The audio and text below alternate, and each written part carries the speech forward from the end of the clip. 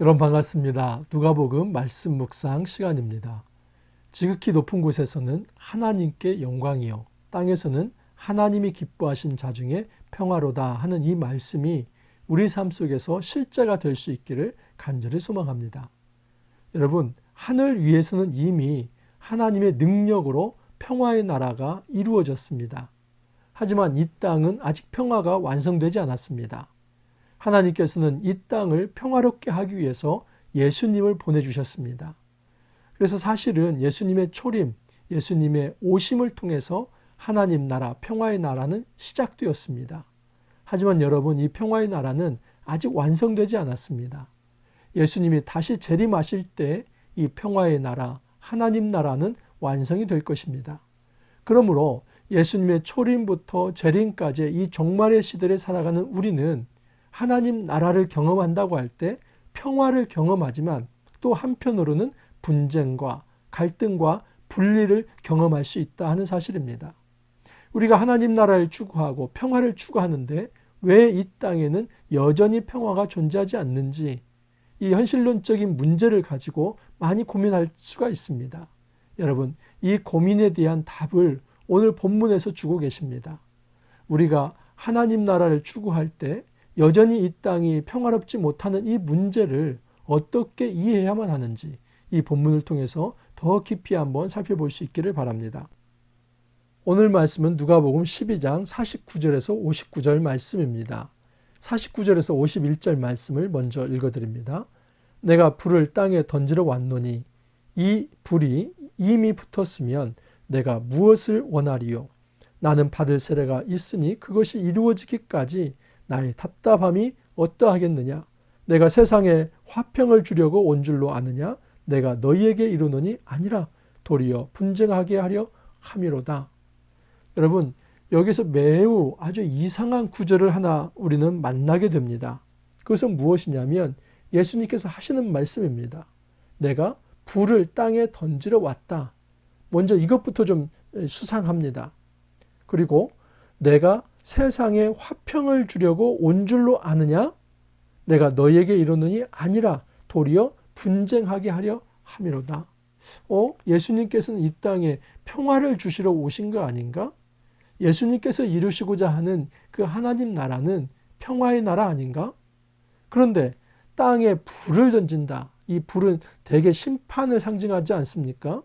여러분, 소돔과 고모라를 하늘에서 떨어지는 그 불로 심판했습니다. 그래서 이 불의 이미지는 하나님의 현현, 하나님의 나타남인데 특별히 심판으로서 하나님께서 임재하실 때 하나님께서는 이 불의 이미지를 사용합니다.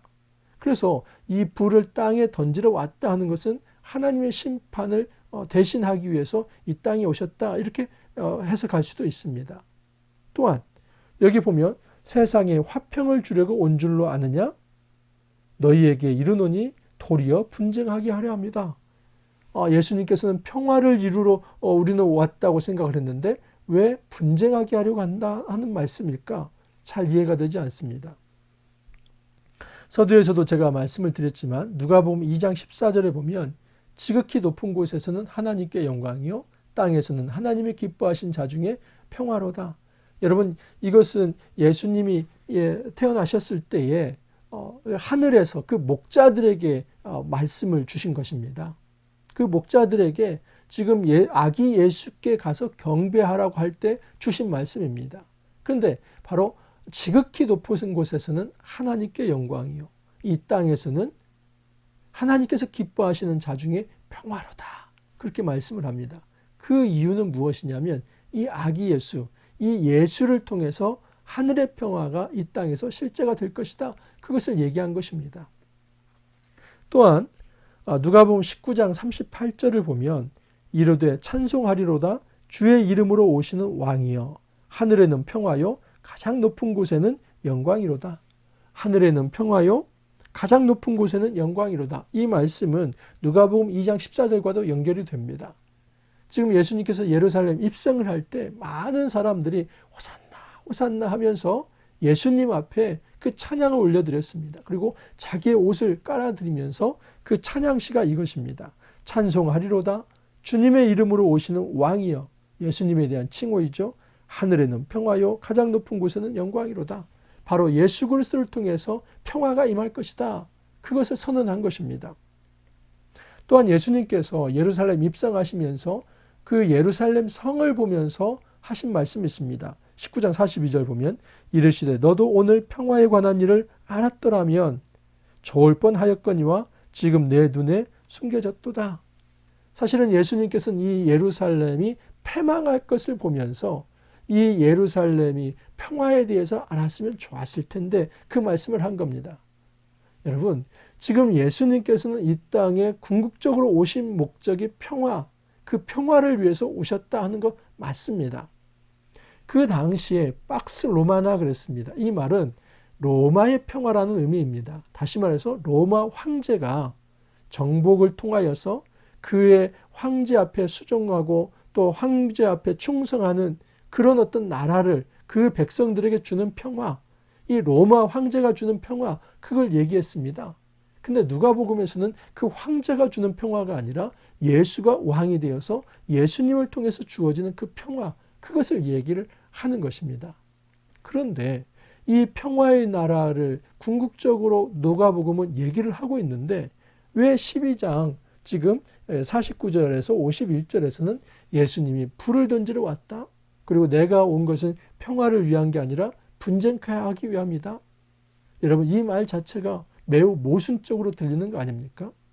예수님이 오신 목적이 평화의 나라를 이루기 위함인데 왜 예수님께서는 분쟁하게 하기 위해서 오셨다고 말씀을 하는가? 우리는 지금 여기서 말씀하시는 예수님이 말하는 이 평화라고 하는 것이 어떤 것인지를 한번 생각을 해봐야만 합니다. 자, 우선 52절 이하를 한번 살펴보겠습니다. 이후부터 한 집에 5사람이 있어 분쟁하되 셋이 둘과 둘이 셋과 하리니 아버지가 아들과 아들이 아버지와 어머니가 딸과 딸이 어머니와 시어머니가 며느리와 며느리가 시어머니와 분쟁하리라. 쉽게 말하면 가족 내에서 굉장히 심한 분쟁이 있을 거라는 겁니다. 그런데 이 원어 분쟁이라고 하는 이 단어를 조금 다시 한번 생각해 볼 필요가 있습니다.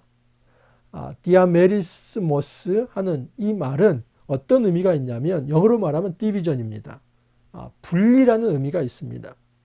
그리고 52절에 나오는 분쟁하다라고 하는 이 동사 역시도 마찬가지입니다. 디아메리조 하는 것은 이 말 역시도 분리하다라고 하는 그 동사입니다. 그렇다면 이 분쟁이라는 말보다는 분리하기 하기 위해서 예수님께서 지금 오셨다 이렇게 말하는 것이 맞습니다. 여러분, 예수님께서 그 가정 안에 그 평화를 깨고 또 서로 다투고 투쟁하고 갈등하고 분쟁하고 지금 예수님께서는 이것을 의도하기 위해서 예수님께서 오셨다는 것이 아니라 예수님의 오심을 통해서 심지어 가장 가까운 가족 내에서도 분리가 일어날 수 있다는 것입니다. 이런 분리가 안 일어나는 것이 가장 좋은 것이지요. 쉽게 말하면 가정 안에서 모든 이 가정의 구성원들이 다 한마음으로 예수님을 믿고 하나님을 믿고 하나님 나라 백성 되는 거, 이거 최상입니다. 그러나 예수님이 이 땅에 오셨을 때 심지어 가장 가까운 사이에서도 이 믿음의 문제에 있어서는 분리가 일어날 수 있다는 것입니다. 그래서 이것은 지금 신앙 문제로 인해서 서로 다투고 또 굉장히 불화하고 갈등하고 이렇게 말하라고 하는 그것이 아닙니다. 엄밀히 말하면 이건 분쟁하라 의미가 아니라 분리하기 위해서 오셨다 하는 것입니다. 예수님께서 누군가를 구원하시고 하늘 자녀 삼으시는 것은 철저히 하나님의 주권에 관한 문제입니다. 하나님께서 누구를 구원하실까? 또 하나님께서 어떠한 자를 선택하실까? 어떤 자를 기쁨으로 그의 자녀로 만드실까? 이것은 우리가 생각할 수 있는 그 너머에 하나님의 주권에 관한 부분입니다. 중요한 사실은 그 하나님의 뜻과 하나님의 주권 속에서 하나님께서 그의 나라를 이루실 때에 분리를 하는 것이 자연스럽게 일어날 수 있다는 겁니다. 다만 여러분, 우리가 죽는 날 그날까지 우리는 누가 하나님 앞에서 이제 선택을 받고 또 누가 하나님 앞에서 유기가 되었는지 그것은 누구도 알지 못합니다. 그렇기 때문에 이 하나님의 주권에 관한 것을 우리가 하나님도 아닌데 하나님 입장에서 너는 선택받았다, 너는 선택받지 않았다, 나는 선택받았다, 선택받지 않았다 이렇게 말할 수 있는 것이 아닙니다. 다만 이 땅에서 예수를 믿는 일에 있어서 분리는 있을 수 있다는 사실입니다. 하나님 나라가 임재할 때에 100% 모든 사람들이 하나님의 자녀가 되는 것이 아니라 그 중에 어떤 이들은 하나님 앞에 끝까지 나아가지 않을 수도 있다는 겁니다. 물론 여러분 우리가 기도하고 바라는 것은 그들이 하나님 앞에 나아가기를 바라는 것이지요. 그러나 이 현실에 있어서는 가장 가까운 사이에서도 분리가 있을 수 있다 하는 것을 말씀을 하는 것입니다. 우리는 이것을 알지 못하기 때문에 끝까지 우리가 가장 가까이 아끼고 사랑하는 이들을 위해서 기도하며 전도해야만 합니다. 그들을 하나님 앞에 돌리도록 우리는 최선의 노력을 다해야만 합니다. 하지만 여러분 우리가 할 수 있는 최선이 있고 또 하나님이 하시는 그 하나님의 뜻이 있다는 사실만큼은 인정을 해야만 합니다. 예수님께서 이런 말씀을 합니다. 54절에서 57절을 보면 또 무리에게 이르시되 너희가 구름이 서쪽에서 이는 것을 보면 곧 말하기를 소나기가 오리라 하나니 과연 그러하고 남풍이 부는 것을 보면 말하기를 심히 더우리라 하나니 과연 그러하니라. 외식하는 자여 너희가 천지의 기상은 분간할 줄 알면서도 어찌 이 시대는 분간하지 못하느냐. 또 어찌하여 옳은 것을 스스로 판단하지 못하느냐. 쉽게 말하면 어리석다는 겁니다.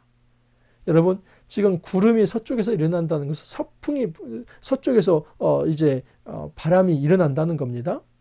그것은 무엇이냐면 지금 지중해 쪽에서 바람이 온다 이건입니다. 이 지중해 쪽에서 바람이 오는 것은 습한 바람입니다. 그렇기 때문에 지중해 쪽에서 서풍이 불어오면은 지금 소나기가 내리려나 보다. 이 다른 그 당시의 사람들은 다 이해할 수 있는 말입니다. 또한 남풍은 네게브 사막에서 불어오는 열풍입니다. 그 남풍이 불어오면은 지금 이제는 매우 더울려나 보다. 그래서 그 당시의 사람들은 모든 사람들 어린 아이든 어른이 되든 최소한 그곳에서 사는 사람이라면 이 서풍이 불어오면 소나기가 오려나 보다. 남풍이 불어오면 좀 더워지려나 보다. 이 어떤 기본적인 상식이 있다는 겁니다.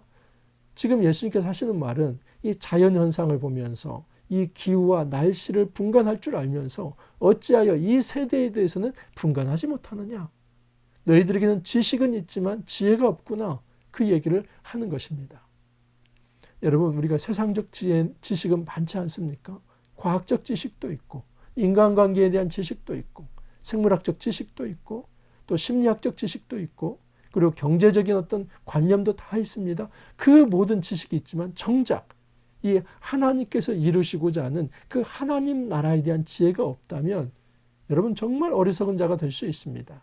그럼 우리는 기도해야만 합니다. 단지 우리 안에 정보와 지식만 넘칠 것이 아니라 하나님 말씀이 있어서 세상을 바라볼 수 있는 분별력, 그 지혜를 주십시오. 기도할 필요가 있다는 사실입니다.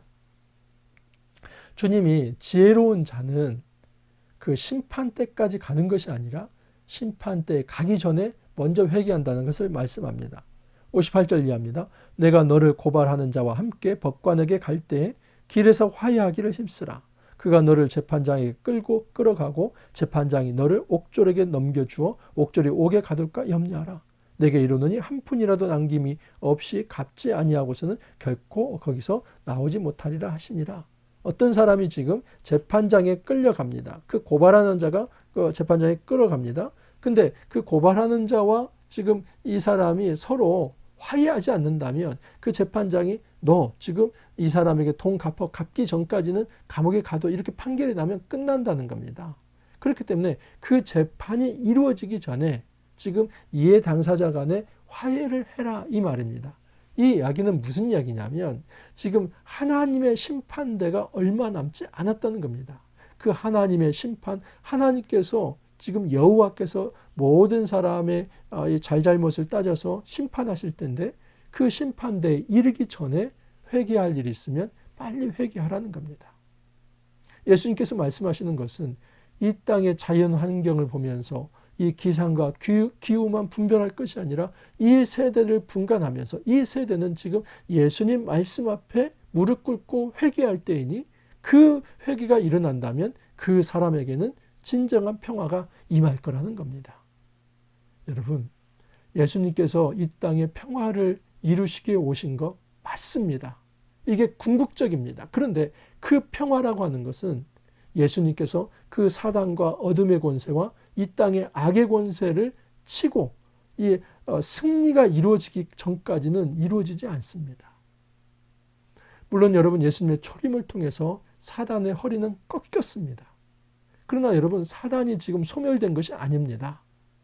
허리는 꺾였을지만 지금 사단은 여전히 지금 어느 정도 힘을 가지고 있고 또 그 수하의 많은 귀신들을 통해서 이 땅의 악의 권세들이 활보를 하고 있습니다. 이런 악의 권세, 죄와 죽음의 권세는 예수님이 다시 재림하시기 전까지 계속 활동을 할 것입니다. 여러분, 그 속에서 지금 이 사단과의 영적 전투에서 그 사단이 시험하고 또 시험에 빠진 사람들이 넘어지고 이 과정에서 지금 하나님은 불을 던지기 위해 예수님을 이 땅에 보내셨다는 겁니다.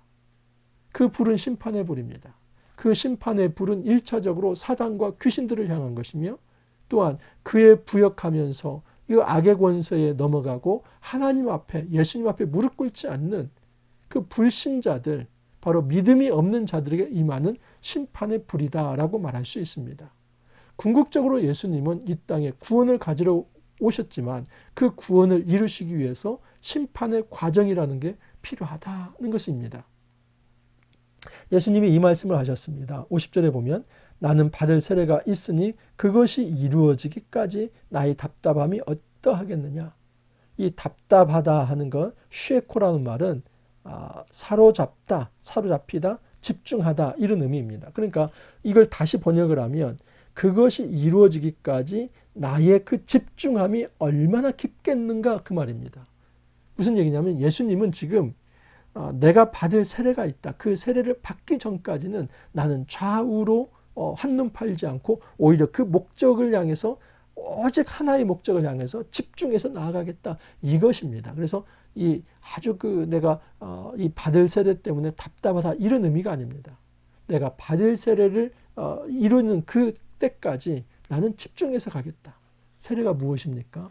예수님에게서 세례는 예수님의 죽음, 십자가 사건을 의미합니다.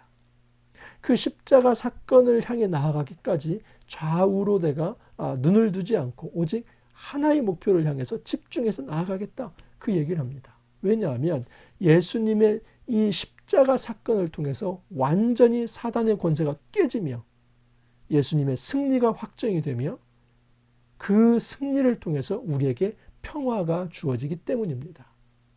여러분, 이 과정에서 사단의 편에 선 자들은 하나님의 심판의 대상이 될 수밖에 없습니다.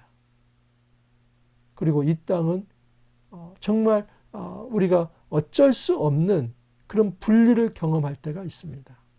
그 분리라고 하는 것이 저번 나라에 있는 사람들과의 분리가 아니라 가장 가까이 있는 경우도 예수를 믿는 일에 있어서 이 분리가 생길 수밖에 없다는 사실입니다.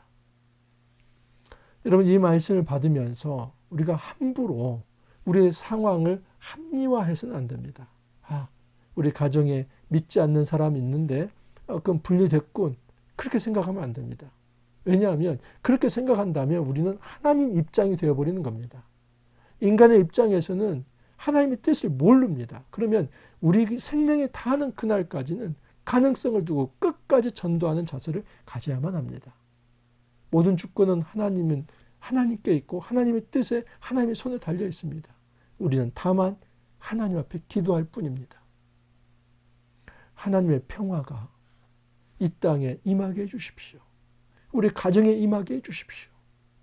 우리의 자녀들에게, 우리의 부모에게, 우리의 형제들에게 정말 하나님의 평화가 임하게 해주십시오. 악의 권세가 물러가고 그곳에 진정한 평화가 임하여서 이제는 하늘 백성 삼아주시고 하늘 자녀 되게 하시고 이게 어떤 하나님 나라의 분리가 되어서 떨어져 나가는 존재가 아니라 오히려 구별이 되어서 하늘 백성 되게 해주십시오. 이 기도의 자세가 우리가 해야 할 일입니다. 우리가 먼저는 하나님의 심판대에 이르기 전에 회개해야만 합니다.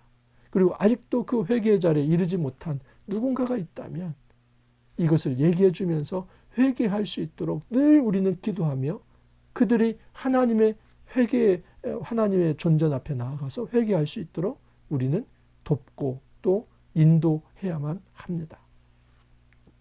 여러분, 이것이 바로 예수님께서 이 땅에 평화를 주러 오셨지만 지금 그 완전한 평화를 이루시기 전까지는 분리가 일어날 수 있다.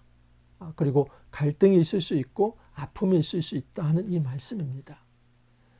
예수님의 초림부터 재림까지의 이 중간에 사는 이 종말의 시대를 살아가는 우리는 이미 하나님 나라의 평화를 맛보고 있지만 그 온전한 평화를 다 맛보기 전까지, 예수님의 재림하기 전까지 정말 사단과 영적 전투를 하는 과정에서 이 분리가 일어날 수 있고 아픔과 상처도 있을 수 있습니다.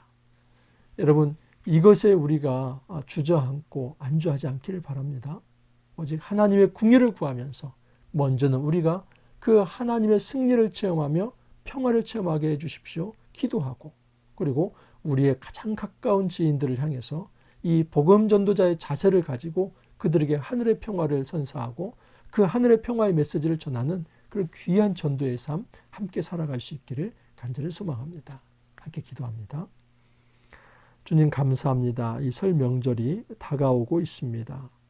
주님, 가장 가까운 가족 내에서도 아직 믿지 않는 자들이 있습니다. 우리가 함부로 하나님의 입장이 되어서 누구는 믿을 사람이고 누구는 믿지 않을 사람이다, 이렇게 정죄하는 것이 아니라 우리의 삶이 다하는 그 순간까지 하나님의 긍휼로, 하나님의 사랑으로 하나님께서 구원하실 백성들이라는 생각을 가지고 주의 긍휼을 구하며 우리가 나아갈 수 있도록 주님 도와주옵소서.